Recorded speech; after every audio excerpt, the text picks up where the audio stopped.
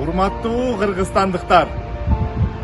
Sizlerdi Husayn Karasayev atındaki litseyin atınan egemendiktin 30 yıllık menen kutuktayız. Egemen Kyrgyzstan bizden kelechagi kenggo. Kyrgyz ali ardaim tinchlikda, erkinlikda. Kuch kubatı. Lekin. Göz karandısızlıkta. Açık asman altında umur sürsün. Altın gün astındagi Alatoğlu asıl ülkem. Egemenliğin kut olsun Kırgızistan'ım.